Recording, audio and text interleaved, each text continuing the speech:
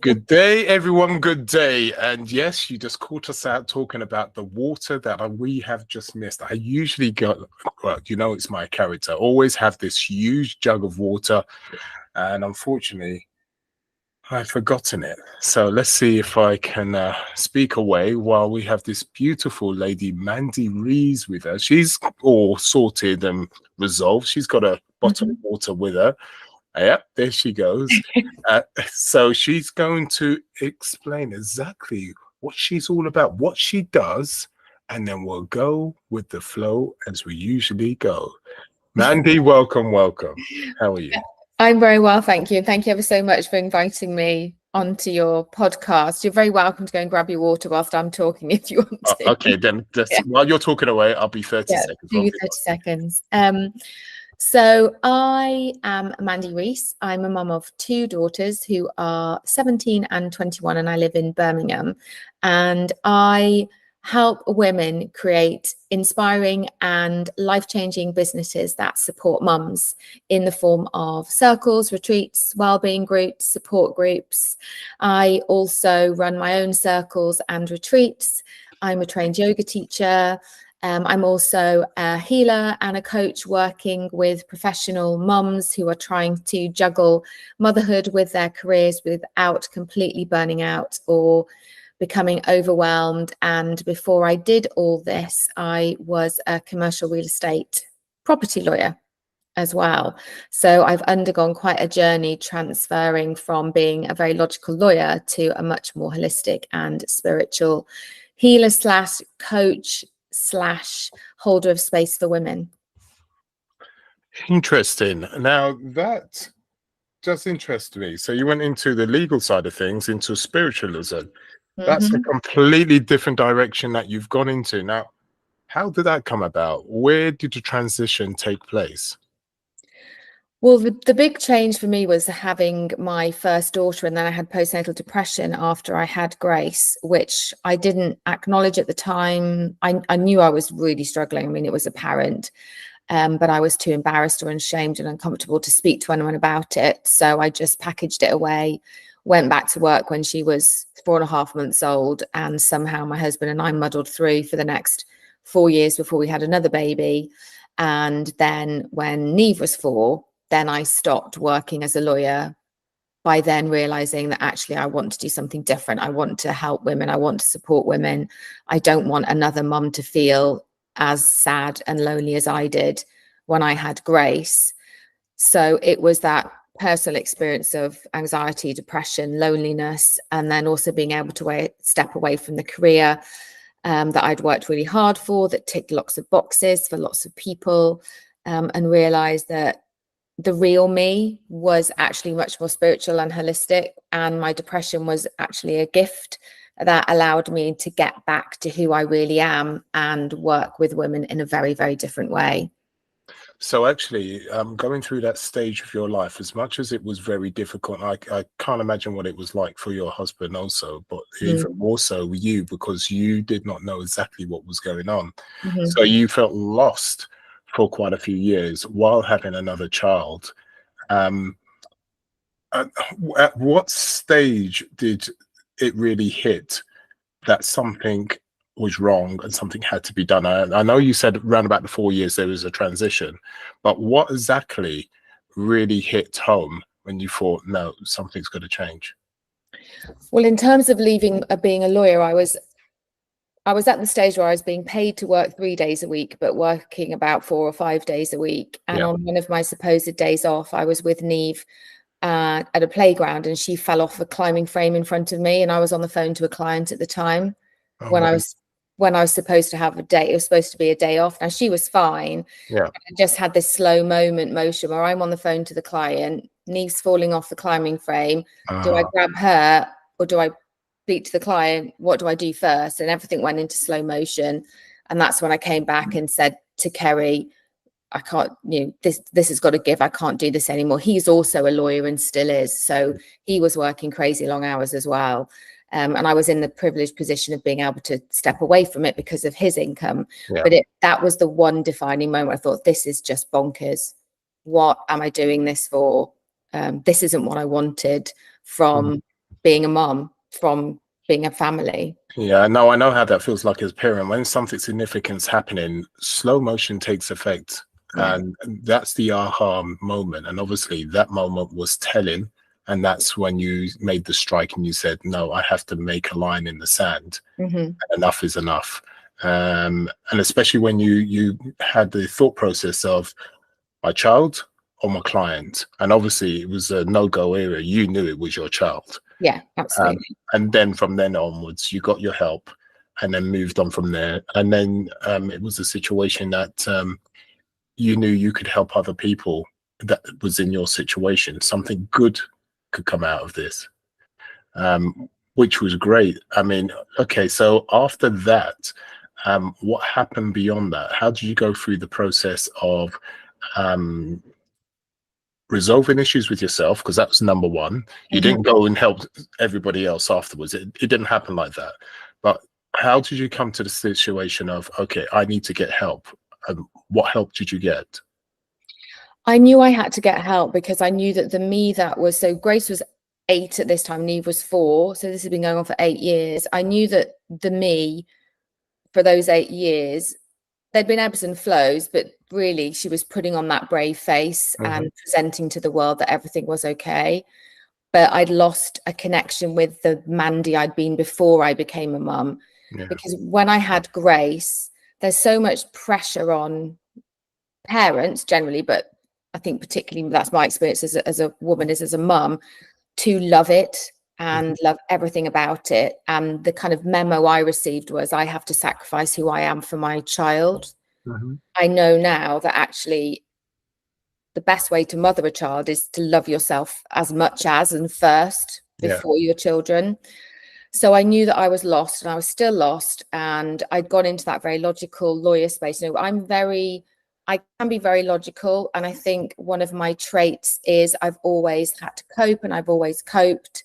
So I go into coping mode in my head before I allow my emotions to step in. I find vulnerability quite difficult.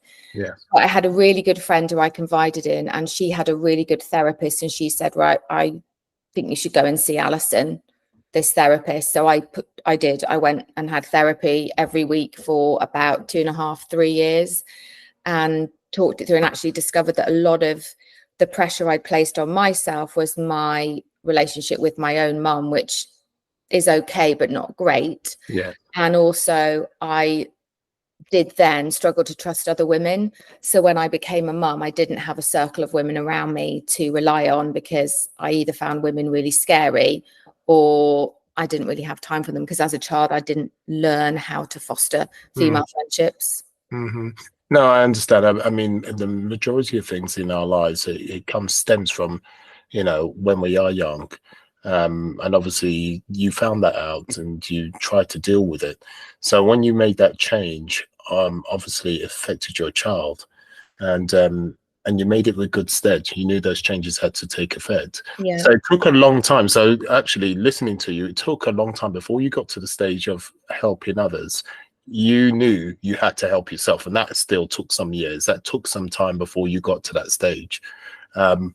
And so how long did it take before you got to the stage where, right, I'm ready to help others, I want to help others? What was that?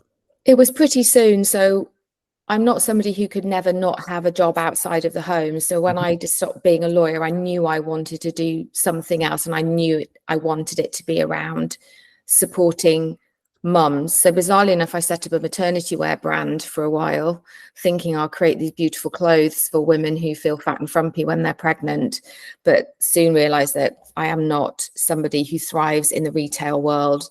So I hated it. It was horrible. So whilst I was running that business, I saw an advert on Facebook, bizarrely one day, to train as a pregnancy and postnatal yoga teacher. I was like, that's it. It was just one of those synchronicity, when you just look at it and you go, yeah, that's it. That's what I want to do. So that's what I did. I retrained. And I also retrained as a baby massage teacher, and started running my own business doing pregnancy, postnatal yoga and baby massage groups.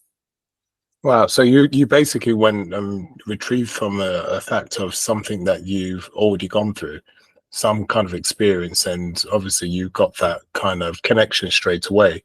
and went with something you knew, and then went forward with that. And how did things go when that took place? Was things successful and you went forward, and how did that? Yeah, so I'm still doing that business in a way at the moment, but it's really evolved. So when I started my yoga classes, I always wanted to have a big chunk of well-being in there. So there was always space for mums to stay afterwards and talk and have a cup of tea and a biscuit and share, because that's what I learned from my therapy, that sharing is the best way to support yourself and to support others. So at one time, I worked out last week, I was supporting about 75-ish women, mums and mums to be a week in my groups. Wow.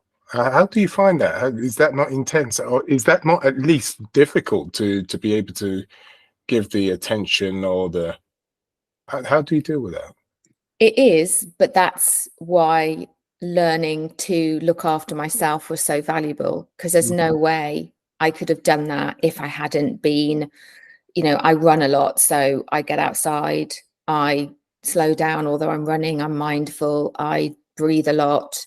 I've learned lots of well-being techniques through the therapy I went through, just through the yoga training. I also find it very meditative to hold a group or space for other women. That relaxes me and calms down my internal nervous system, but it's absolutely exhausting. Running a business is exhausting. You can imagine, with all those mums, love them as I do, there would always be the emails, I'm not sure I can come, I can't come, what dates am I coming, when does it start, can I bring this, can I bring that? You'd get the flurry of emails on a Sunday before the class is on a Monday. But the frustrations from that, I always say to people, my fear of doing it and my frustrations of it were less than my passion for doing it. I am absolutely passionate about supporting women into motherhood, because it is one of becoming a parent is one of the most life-changing, if not the most life-changing thing we will ever experience. And we don't talk about it enough. There's not enough honesty around it, particularly highly driven women in professional roles go into motherhood thinking that they can control it in the same way as they've controlled their lives. I am somebody, and I work lots of women who like structures, they like processes, they like to know when their baby would go to sleep and wake up, but of course babies don't do that kind of thing. So it's such a shock when baby comes along. So yes, it is really hard work, but it's so rewarding on the other side, because I would see a mum come in at the beginning, I would do 6-week blocks, and she'd be completely different afterwards, mainly because she'd gathered a group of women around her who became her friends, and she could talk openly about how she was feeling. Yeah, and the thing is, the support system is so important, and it doesn't matter who you are. It's different for everybody. It's never the same for everybody, but it can be very, very difficult. It's more difficult for one and then the other. I'd like to go back just a little bit, because you said that it can be quite stressful looking after so many people, which is natural. It doesn't matter who you are when you're dealing with so many people, and especially when there's so many emotions flying around. That's very difficult. Now, did I catch that rightly, that you do breath work? Yeah, by that I mean I would do breathing exercises, so relaxation exercises, different breathing exercises. There'd always be, a lie down with your baby guided meditation in all of my groups, because when you know what it's like as a parent, it's very stressful, isn't it? Yeah. Particularly the first time, when you know absolutely nothing and you've got this bundle of humanness to look after. So I help my mums by just reminding them that sometimes the best thing we can do is just close our eyes and take some deep breaths, and just remember that, it's all going to be okay. Sometimes I'm very much work on the basis that the simpler the better. Okay, and now obviously you deal with so many mothers. Some mothers find it easier than others, as we've discussed. Don't mention any names, but what's the most difficult situation with a mother you've ever dealt with, and how have you created a solution for that mother? They're not difficult situations. Well, you know, in the groups, mums get angry, they get frustrated. There's tears all the time. Yeah. And actually, if you create the environment, so if you create the space where everyone feels safe, don't actually have to, you're doing a lot energetically, but you don't have to do that much physically, because the other mums will look after that mum. They'll step in, support her, sometimes go over, if it's appropriate, pop their hands on her shoulders. You know, the difficult situations are witnessing someone else very, very, very upset, which happens often, because my groups now are circles, so they don't really involve much yoga or massage. They're very much minor elements of it. Most of it is the sharing, the kind of emotional well-being tools that we go through. But as a result, lots of emotions come out. So we do get lots of tears. Okay, so let's talk about that more, because I'm learning myself. So when you talk about the tears and etc., I was thinking, oh, okay, let's see how intense it is for these mothers to go through these sessions, and it's a good thing, because being in touch with your emotions is very important. So just give us a day in the life of having a session, and it can be quite intense, to help these mothers just release. What's the kind of thing that can happen? Because I was quite surprised when you said there's quite a bit of tears and etc. Just give us just an overview, if you could.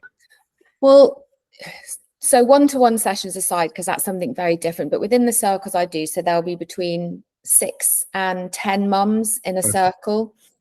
And the way energy works is, often if one mum shares that she's fallen out with her partner, you can guarantee that 4 other mums will have also fallen out with their partners in that session. So it's not uncommon for the mum to think that, oh my God, this is the beginning of the end of my relationship. Is my marriage over because I'm falling out with my husband or wife? They're not supporting me in the way I thought they were. I'm different. Do they love me in the same way?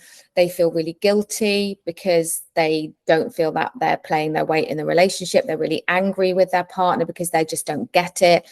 And also, you've got partners who themselves have got postnatal depression or anxiety when the baby comes along. So you've generally got a mum who potentially frightened that her relationship is breaking down, which it isn't. It's just hard, isn't it, when you have a baby? She's also lost who she is. She's absolutely lost any sense of herself, because she doesn't have the job she did. Her close friends aren't by anymore. You know, friends kind of drop you sometimes when you become a mum. And when she goes home, she doesn't feel safe with her partner because she doesn't feel they support them. So sometimes it all just spills out. And in that situation, I just hold the space so that she can talk, and just let her talk for as long as she needs to. Some other mums are very good at just sitting quietly as well, or they will offer support if they feel it's appropriate. You know, I'm very much, when I'm holding space for people, I will say, look, I'm not here to fix or offer you any solutions unless you specifically ask us to offer you a solution. We're here to allow you to talk this out. And often talking it out just gets rid of the intensity of those emotions, because that woman hasn't been able to talk to anyone about this for weeks, even months, since she had her baby, and she needs to get it out. Everyone apologizes for crying, which is, I think, a society thing. We're taught not to cry in public. That's true. So a number of times I say, please don't apologize for crying. Sometimes I say, look, if you apologize for crying once more, then you are going to be in trouble. You know, I say that tongue in cheek. So it can get emotional, because that mum can trigger the next mum who's also struggling with her relationship. So she gets upset as well. So it's not, and sometimes I get upset as well, because I'm human too. So it's not uncommon to have 2 or 3 people crying at the same time, but it's very positive as well. It's not, oh, woe me, this is awful. It's, I need to get this out and I feel safe. No, these women understand me. I hear you. No, totally. And this is what I'm coming to. And I just want to just show the realism of when you are with these ladies, be it one-to-one or in a group, they've got to go through those emotions. And this is why it was important for me to understand what emotions are they going through. And so what I'm going to ask you now, and you've already shown a bit of the positive side on the other side of that, over the process of going through those emotions and speaking through it, what positive notes come out of it while you're going through those sessions? So obviously they're crying, they're upset, and everybody's upset and etc. But on the other side, what positives that come out of this once you've dealt with those emotions? And how have you dealt with those emotions for it to be positive? The positive is they deal with the emotions themselves. Okay.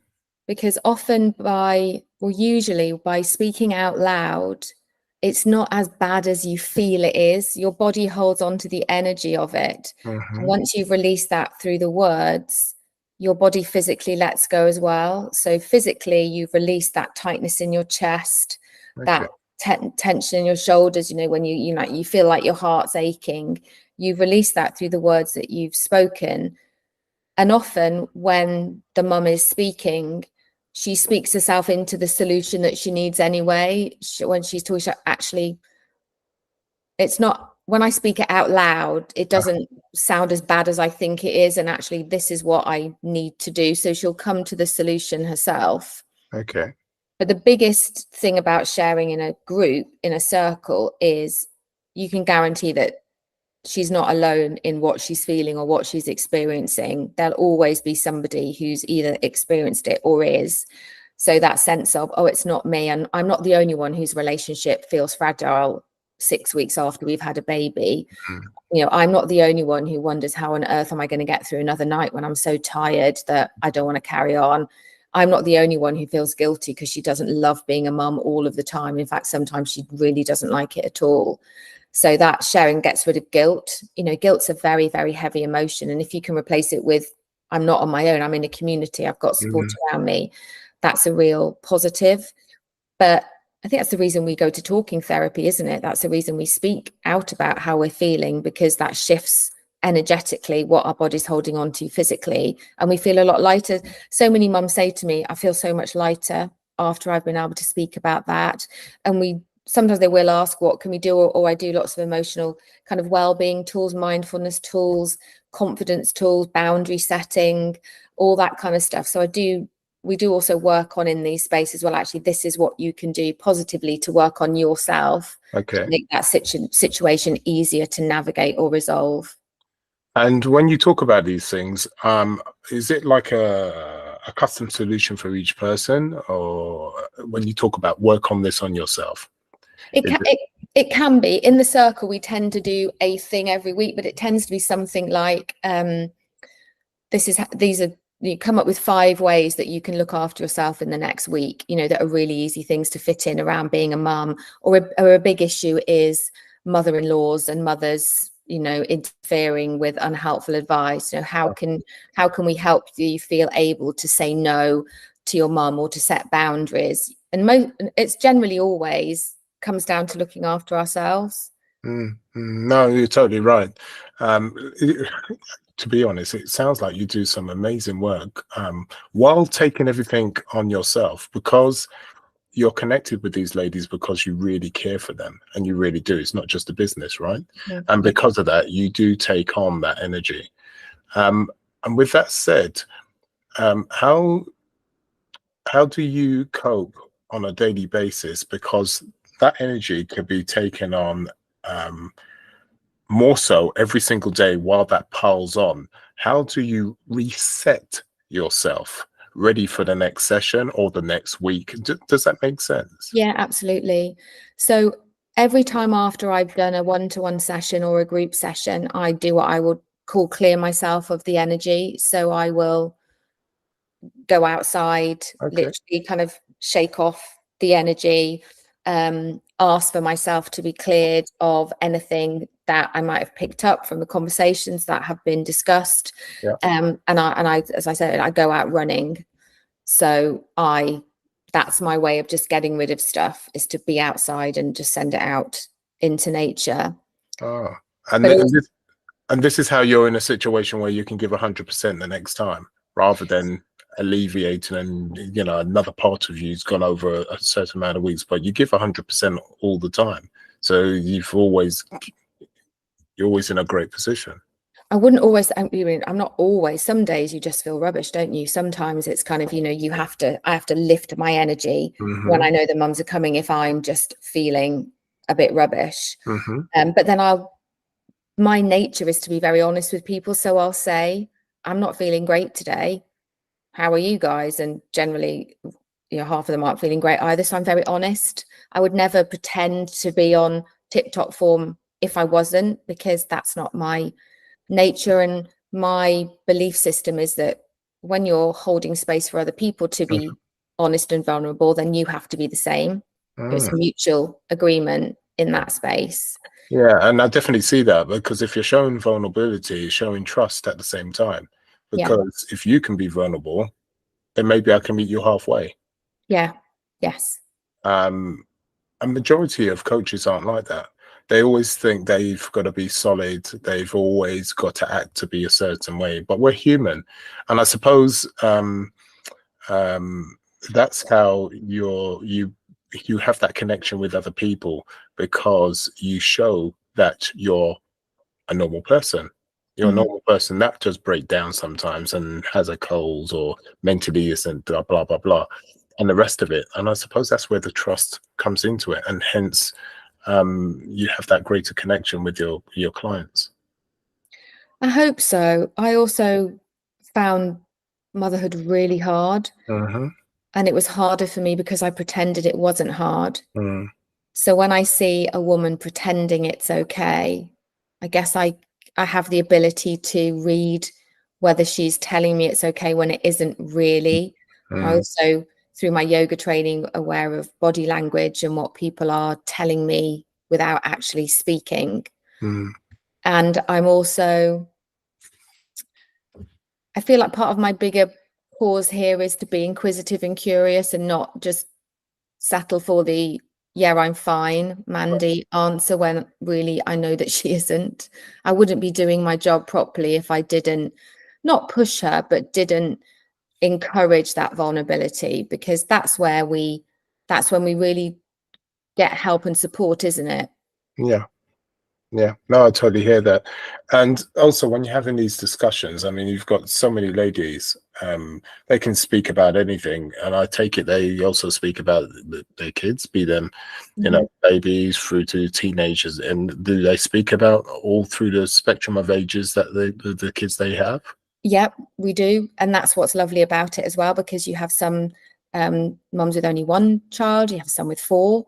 So we've all got different challenges and experiences, and we're all role models and inspirations for others. And we've all had different challenges to go through with our children, which we can share, because it's lovely, isn't it, to know that someone's come through what you're going through and it's been all right. I know everyone's version of that journey is different, but to know that I can navigate this because my friend sitting next to me in this circle, she's navigated it, and I trust her, and I know I'm going to be okay. Yeah, I totally get that. And I take it you share your journey with them. Obviously, you keep it professional, of course. But when certain things resonate, you share certain things about your life with your kids and etc. Yeah, absolutely. Yes. Yeah. And I'll share, you know, the funny, the challenging, the inspiring, all of it. Because, as you know, I'd love to, because often my mums look at me and go, "Please tell me it gets easier as they get older." I'll say, no, it doesn't. It's different. Yeah, you're totally right. Yeah, like you get more sleep maybe, but it just gets different. Yeah, it is different, isn't it? I don't know about easier, but it is different, especially when the teens hit, then it's another thing altogether. Absolutely. And it just changes. But look, the main thing is that still, again, you keep yourself vulnerable. Obviously, there's a line that you draw in the sand, or how much you share. But the point is, you're showing a relationship. You're sharing a relationship with those parents. And again, you're in a position of trust, because you're showing, hey, I'm human too. That's the main thing that we discussed earlier on. You were saying about your kids, if we can discuss it, about potentially them being autistic. Is that correct? Yes.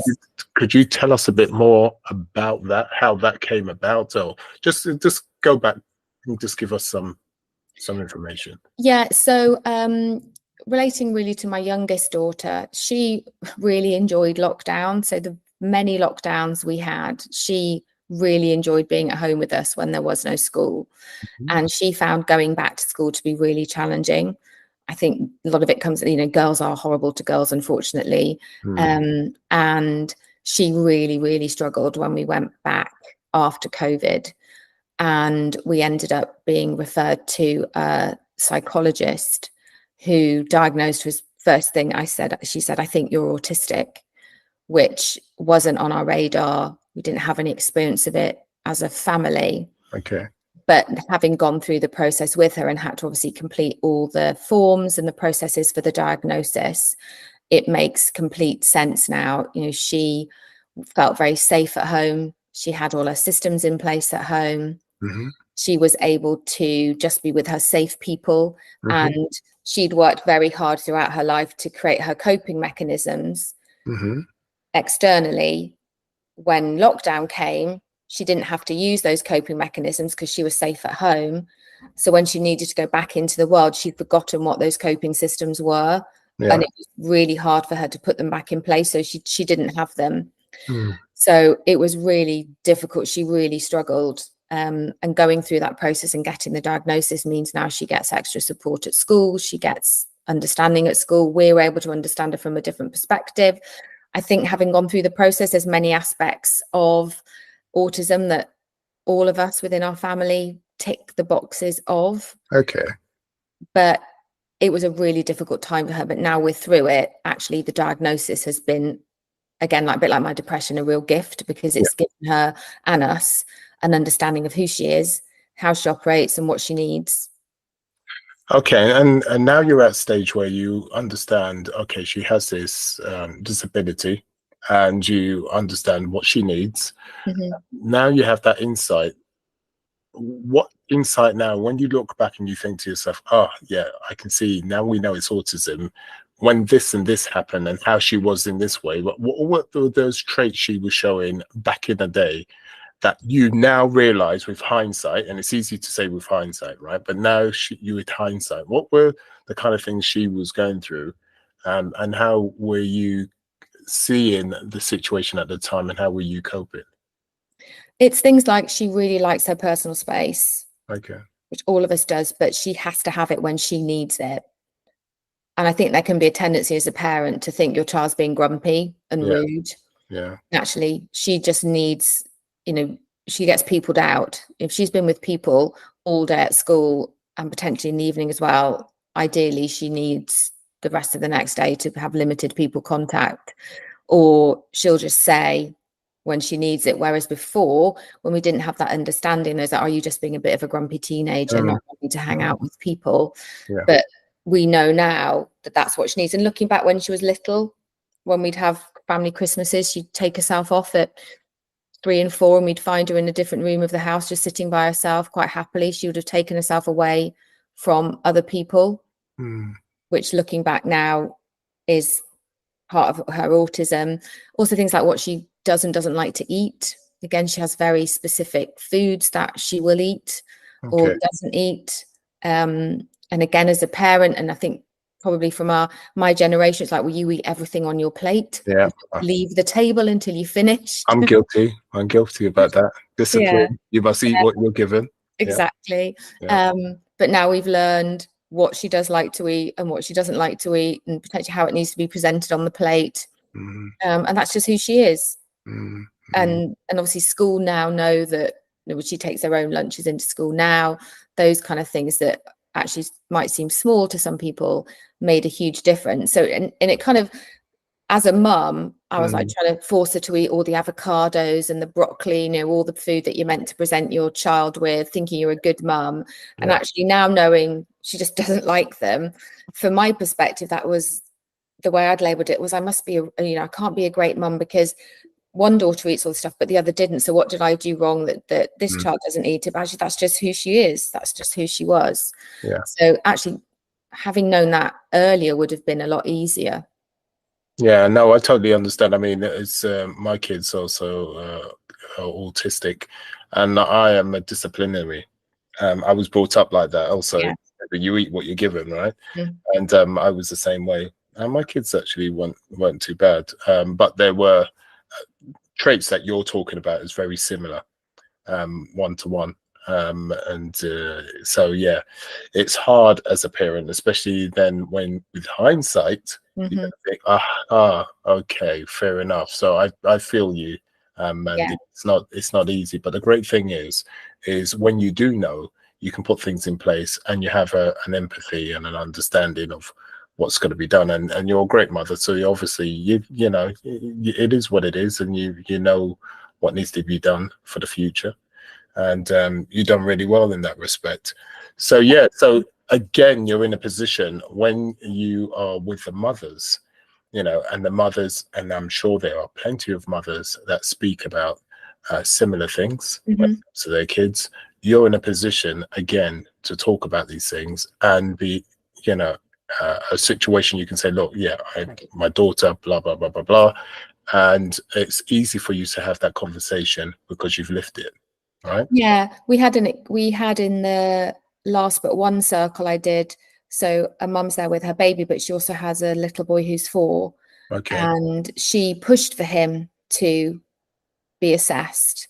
And just as she was leaving the circle, she did get a diagnosis of autism for him. But it's difficult, isn't it? Because of the label that autism still has, being neurodivergent. So, and she found that really difficult, and she did open up and she did get upset in the circle. And I was able to kind of hopefully help her, saying, I know how that feels. And actually to identify it in your child at such a young age and push for that so he gets the help he needs when he starts school is an amazing thing to have done as a mum. Yeah. And that's a real gift that you've given him. But it doesn't mean that going through it was easy for her or the diagnosis was easy, even if she was anticipating it. But she was able to share that and just speak it out and let the tears come when she needed to, which is a real privilege to be able to hold that space for her. Yeah, I mean, also what I will say is, especially when you've got ADHD, autism, etc., we have certain disabilities for sure, but we have strengths that come with that. You know, I'm proud of my kids because they're able to have strengths in doing certain things. I've got certain skills, problem solving. I'm great at problem solving because of my so-called disability. And to be honest, I'm happy I have those things and issues that I have, because technology has come so far now that where we're so-called weak in or have a disability in, technology deals with that. Yeah. The things that technology isn't quite there with, problem solvers, being able to see patterns, etc., we're very strong at. So I try to flip things upside down in life, and I see the good things from that point of view. I do get it. You know, people are scared of the labels, as you said. Yeah. But with the advent of technology, it's a beautiful time for us to excel in so many different ways. But anyway, I divert. No, but you're right. You are right. We do need to celebrate our gifts much more than we tend to focus on the disability or the negatives. We need to focus on our gifts much more. Yeah, and that's exactly what I do with my clients. But if it wasn't for the gift I had, I wouldn't be able to problem solve for my clients, resolve situations that they have within their business, and I can do that on a spindle when I'm speaking to my clients. I'm able to see patterns, and a lot of the time, I'll be honest, I don't know how I do it, but I do. So I see patterns in what they're talking about in the business, and that's how you solve it, and etc. And this is why exactly I do the podcast, is to show that we can be very successful, even more so if you embrace what you have, what you don't have, and then you know what to focus on. Yeah, I mean, my oldest daughter, who's all of her university lecturers have said, I think you need to be assessed. I think you've got ADHD, you know, and she is very focused, but she channels all of that energy into reading like an avid creature. You know, she just devours information, can process it and churn it out the other way. It's phenomenal how she processes books. And that's a real success story for her. You know, it doesn't mean that her degree was easy, but it meant that she loved it and she was able to process it and she was able to be very successful at it because that's how her brain works. So she's embraced what she has, and then she's accepted it, and then gone with her strengths. Yeah, and her ability is her ability to read, process, put it down on paper. Yeah, I mean, that's what she does very, very well. And luckily, she's done history, so she's picked a subject she loves. You must be so proud as a mother, because it's obviously a lot of hard work gone into have that mindset, because it's a mindset to have, really, isn't it? Yeah, I am really proud. I'm incredibly proud that, you know, someone who has a tricky relationship with their own mum and a tricky relationship with my sister, although that's much better now. I have an excellent relationship with my daughters and they have an excellent relationship with each other. I think that's the thing I'm most proud of, that we, and my husband is amazing and he does live in a very female dominated household, so he navigates us very well. But we very much are about lifting each other and also supporting our friends as well. And I love the way the girls have done that, because they've put themselves in the firing line of the bullies by standing up for their friends. And that might be part of their gifts and their skill set, is to be brave and stand up for their friends. And maybe that's part of their neurodivergency. Yeah, that sounds beautiful. I love the sound of that. You've really summed that up in a positive way. And I think it is quite positive. Like I said, look, it doesn't matter whether you're divergent or not. Regardless, there's positive and negative in life, full stop. And you just got to, you know, use what you have at the best you can, and just go with the flow in a positive way. You know, it doesn't matter whether you're divergent or not. It's irrelevant. What's relevant is what you do with what's in front of you. Yes, absolutely. That's the main thing. All right, going forward, what have you got planned for the future when it comes to your business? So I have, at the moment, just over 60 women have trained or training with me to run their own support groups for mums in the way that I do. Okay. And I would like to have, by the end of 2025, at least 120 women doing that. So double the number of women who are training and working with me. I'm also doing another coaching qualification next year, and I want to work more one-to-one with lawyer mums or professional mums who, so they don't have that moment of their child falling off the climbing frame in front of them. Yeah. So that they can either navigate their career or choose a different path that's more authentic for them, but with the support that I can give them. I work very much with feminine energy and feminine archetypes. So women stepping very much into their own authority within their lives. I think particularly in masculine environments such as law, accountancy, medicine, those kind of professions. So that's my dream. And you know, what I like is what you said. When you work with the women, you work to push them in a certain direction, or any direction they see fit, basically. Yeah. And that's a great thing. You're working with what their needs are rather than working with the blueprint. You hear about the blueprint, right? Yeah.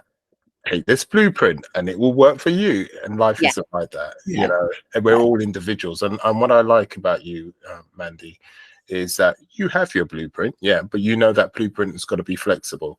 You know, you don't make it rigid to the fact to, you know, you're putting a, you know, square peg into a box. You know, you don't do that, and which is really nice to hear, and that's beautiful. Thank you. Yeah. I also learned the hard way that when you start neglecting yourself, everything falls apart. Yeah. And you have to start with yourself. And it sounds harsh that you could have made yourself number one, but the thing is, if you don't make yourself number one, you don't have the energy to give to anybody else. Absolutely. And I learned that the hard way too. I was always a giver all the time, and my father used to say that. He goes, if you're not number one, then how can you give? If you don't have a halfpenny, he used to say to me, then how could you give anybody anything? And I'm thinking to my dad, what are you talking about? But yeah, I learned the hard way. Something happened in my life, and oh, okay, that's what you're talking about. Yes. You've got to have something to give, which is very true. So it's not being selfish, it's actually being very practical. And also, I realized if I didn't role model what well-being was to my daughters, then they would end up sacrificing their souls as well. And I don't want that for them. So a huge driver for me was, when you become a parent, you become a role model. Yes. And therefore you owe it not just to yourself, but that ripple effect down to your children and even grandchildren to do the best for you. Yeah, you're right. Yeah. And with that said, Mandy, thank you very much. Now, how can everybody get hold of you? Because there's going to be people queuing up after they've heard what you've just said and who you are. So how do we get in touch with you if we need your help? On LinkedIn and Instagram, I am the Mandy Rees, which is REES. And my website for the work I do with mums is Mother for Life, with 4 FOR, so motherforlife.co.uk. And you can find me there. Cool. And what I'll do is also, everybody, I will leave the information down below. You'll be able to contact her if you're feeling that you need a little bit of help. Well, you know, if you're resonating with this lady, do not hesitate, for sure. Yeah, I'd love to hear from anybody who feels like I could support them or resonate with them in any way. Definitely.